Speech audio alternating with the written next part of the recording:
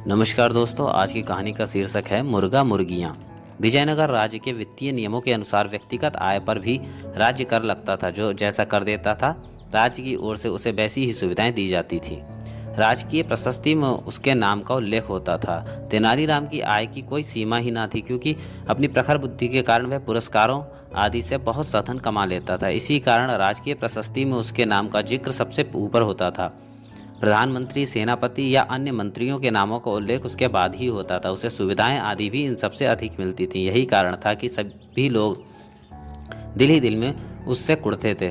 दरबार की कार्यवाही 6 दिन चलती थी। 7वें दिन महाराज बगीचे में बैठकर केवल दरबारियों की समस्याएं सुना करते थे।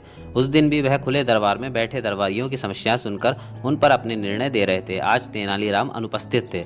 तभी एक मंत्री ने राज्य की आयकर दाताओं की प्रशस्ति सूची महाराज के सामने रखकर कहा, महाराज, इस सूची से स्पष्ट है कि तेनालीराम राज्य में सबसे अधिक आयकर देते हैं, जबकि उनका वेतन हमसे कम है। सोचने की बात यह है महाराज कि इतना धन उनके पास आता कहाँ से है। यह तो मंत्री जी ने बड़ी अच्छी बात उठाई है अन्नदाता। एक अन्य मंत्री ने बात को आगे बढ़ाते हुए कहा, दरबार के नियमों के अनुसार दरबार से जुड़ा कोई भी सदस्य जो दरबार से वेतन पाता है, वह अन्य तरीके से आय नहीं कर सकता। फिर तेनालीराम की इस ऊपरी आय का स्रोत क्या है। राजपुरोहित भी भला ऐसे मौके पर कहाँ चुप होने वाले थे। बोले, महाराज, दरबारी नियमों का पालन न करके अतिरिक्त धन कमाने के अपराध में उसे दंड मिलना ही चाहिए। अन्य दरबारियों ने भी उनकी हाँ में हाँ मिलाई। महाराज के चेहरे पर गंभीरता के भाव दिखाई देने लगे। मंत्री, सेनापति और पुरोहित ठीक कहते हैं, मगर इसके साथ ही महाराज ये भी जानते थे कि तेनालीराम की आय के साधन वे पुरस्कार हैं जो समय समय पर उन्हें मिलते रहते हैं। किंतु जिन कामों पर उसे पुरस्कार मिले हैं, वे काम भी तो उसके दरबारी कर्तव्यों में शामिल हैं। दरबारी कर्तव्यों का उसे निश्चित वेतन मिलता है। महाराज को मामला काफ़ी उलझा लगा। सम्राट अपनी ओर से कोई तर्क नहीं देना चाहते थे कि कहीं बाकी दरबारी ये ना समझ लें कि वे तेनालीराम का पक्ष ले रहे हैं। तब बोले, तेनालीराम को आने दे, तभी कोई निर्णय लिया जाएगा। आखिर आरोपी को भी अपना पक्ष रखने का अधिकार है। फिर एक सेवक तेनालीराम के घर भेज दिया गया। कुछ ही देर बाद उन्होंने देखा, कंधे पर एक बड़ा सा झोला लटकाए तेनालीराम सेवक के साथ चला आ रहा है। अन्नदाता की जय हो। तेनालीराम, आज तुम अभी तक कहाँ थे? क्या बताऊं अन्नदाता, रुआसी सी सूरत बनाकर तेनालीराम बोला, मैं तो बड़ी दुविधा में फंस गया हूँ। कहकर उसने झोले में हाथ डाला और एक मोटा ताजा मुर्गा बाहर निकाला। यह क्या मुर्गा?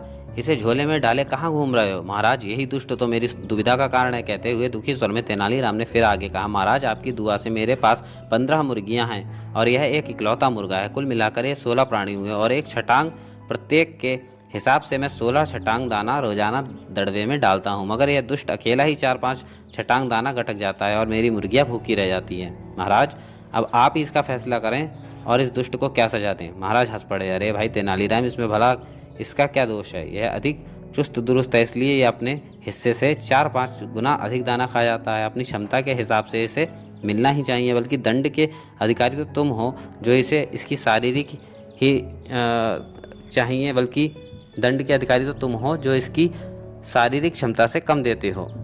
महाराज की बात सुनकर सभी दरबारियों ने उनकी हाँ में हाँ मिलाई। तेनालीराम ने मुर्गे को वापस झोले में रख लिया।